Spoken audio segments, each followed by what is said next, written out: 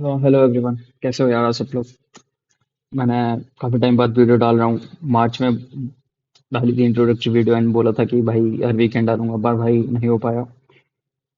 खुद की खुद भी मैं जॉब हंट के प्रोसेस में था, और फिर शिफ्ट होना पड़ा दिल्ली उसी रिगार्डिंग, एंड फिर कॉलेज का फाइनल सम प्रेजेंटेशन एंड यही सारी चीज़ें, मैं टाइम नहीं मिल पाया।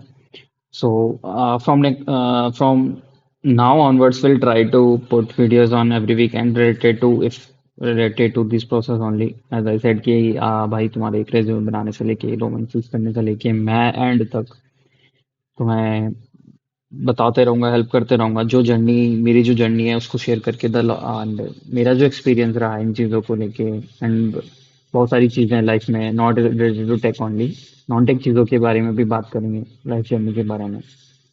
And this is all. We'll start from the resume. तो resume बनाने से पहले लाइक इससे बहुत बेसिक सी चीज़ है। तुम्हें एक एक डोमेन फिक्स कर लेना है कि resume रोल स्पेसिफिक होते हैं। पहली बात तो if you guys are not aware of, तो ट्राई करना है कि रोल स्पेसिफिक ही रखो। कई बार क्या करते हैं हम, दो तीन चीज़ें एक साथ डाल देते हैं, तो फिर किसी एक परफेक्ट रोल के लिए फिट नहीं बैठता वो। रिक्रूटर जब भी रेज्यूमे देखता है ना, उसे उसे स्पेसिफिक चीज़ें चाहिए होती है, क्योंकि आज के टाइम में मार्केट में बहुत सारा कंपटीशन है। तो उन्हें स्पेसिफिक रिक्वायरमेंट जो उनकी है वो आराम से मिल जाती है। अब मैं इतना भी नहीं कह रहा कि एग्जैक्ट यही यही वर्जन पता होना चाहिए किसी किसी लैंग्वेज का, या फिर मतलब बहुत छोटा सा एग्जांपल। तो तुम्हें जैसे मैं प्रोजेक्ट जैसे रेज्यूमे में प्रोजेक्ट डालते हैं, तो तीनों प्रोजेक्ट डाल related to your job role जिसके लिए तुम रेज्यूमे बना रहे हो, जिस तो उससे होने चाहिए रिलेटेड। एंड अचीवमेंट वगैरह में तुम दूसरी चीजें ऐड कर सकते हो, यदि तुम्हारे पास सेम चीजें उससे रिलेटेड नहीं है तो। And same thing about the skill set also. So एक स्पेसिफिक फॉर्मेट फॉलो करना, आई वुड सजेस्ट कि जो एटीएस फ्रेंडली हो और जो करंट मार्केट के हिसाब से चल रहा हो। मैंने कई रिज्यूमेज ऐसे देखे हैं, हंड्रेड ऑफ पीपल्स की, लाइक वो चैट जीपीटी के से जस्ट सिंपल प्रॉम्प्ट दे के एक रेज्यूमे एक लाइन एक बार में बनवा देते हैं। और डॉक वगैरह पे जो गूगल डॉक्स यूज करके बनाते हैं वो लोग, मतलब they are not professional. And I will suggest, एक सजेशन रहेगा जैसे रैंडम थॉट है कि भाई तुम्हें प्रोफेशनल रहना है तुम्हारी प्रोफेशनल जर्नी में। चाहे तुम कॉलेज में हो, चाहे जॉब कर रहे हो, कि कौन सी भी पोजीशन में हो भाई, you should be professional only in that thing. तो ये चीज़ का ध्यान रखना। बाकी स्टार्ट करते हैं। हाँ, मैं फॉर्मेट बताता हूँ क्या फॉर्मेट फॉलो करना है। और वन मोर थिंग, लाइक ये जरूर फिक्स कर लेना कि तुम्हारा डोमेन कौन से में कंटिन्यू करना है, जैसा कि मैंने पहले बताया। उसके साथ साथ तुम्हें आर्टिफिशियल इंटेलिजेंस आना चाहिए। आर्टिफिशियल इंटेलिजेंस में भी मतलब बहुत बड़ा टर्म है, तुम देख के डर, कई लोग मतलब काफी घबराए हुए हैं इस चीज से। तो नहीं जरूरत है भाई मतलब घबराने की। ये चीज चलता रहता है, इंडस्ट्री में नई चीजें आती रहती है, और टाइम के टाइम चेंज होती रहती है। तो this is the process this is the process you have to go through. तो ये प्रोसेस का पार्ट है, चिल। एंड उसमें भी जैसे एजेंटिक एआई हो गया, जेएनएई हो गया, या core deep learning machine learning हो गया। तो ये सारी चीजों में से कुछ एक चीज फिक्स कर लेना कि तुम्हें क्या चीज पसंद आ रही है और मार्केट में क्या चीज चल रही है। ठीक है, तो चलते हैं रेज्यूमे फॉर्मेट पे।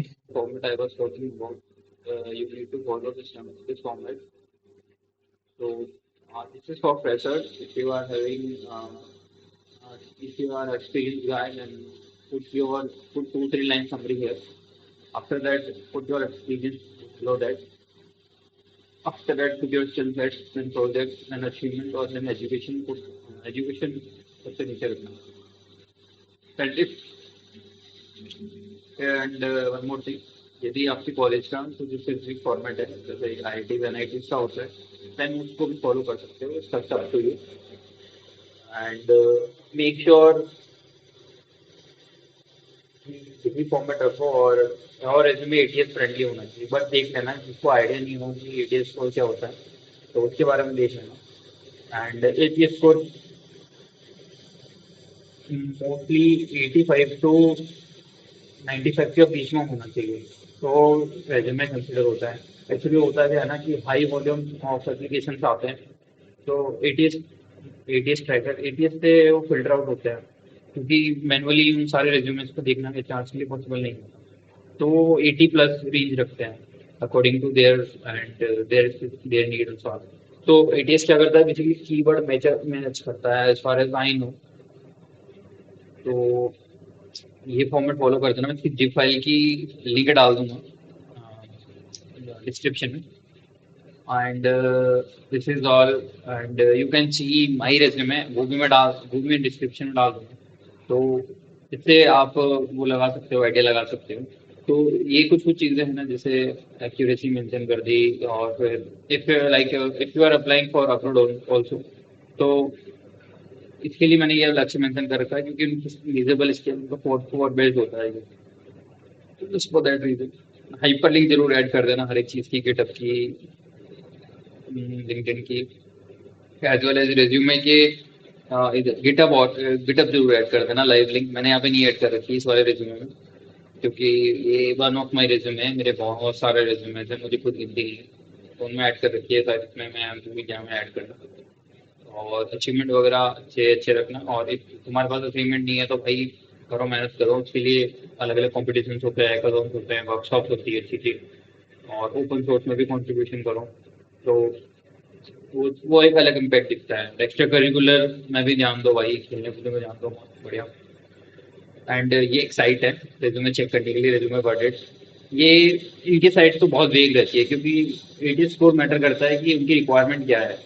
तो अपनी रिक्वायरमेंट डालते हैं, उस हिसाब से एटीएस मेजर होता है कि मेरे को ये चीज़ें चाहिए। एचआर डालता है, फिर अपने रिज्यूमे में वो मैच हो रही है तो उसका स्कोर निकलता है अकॉर्डिंगली, प्रोबेबिलिटी बेस्ड। तो ये ओवरऑल जेनरिक डाला हुआ है मैंने। जेनरिक वो होता है किसी भी, जैसे मैंने एएमएल का डाल रखा, तो एएमएल इंजीनियर के लिए जेनरिक रिक्वायरमेंट क्या है, तो उस हिसाब से मैंने मेरा ये मैच करना है। तो मेरे हर रिज्यूमे में ऐसा ही स्कोर है, क्योंकि क्योंकि मैटर करता है ये वाला।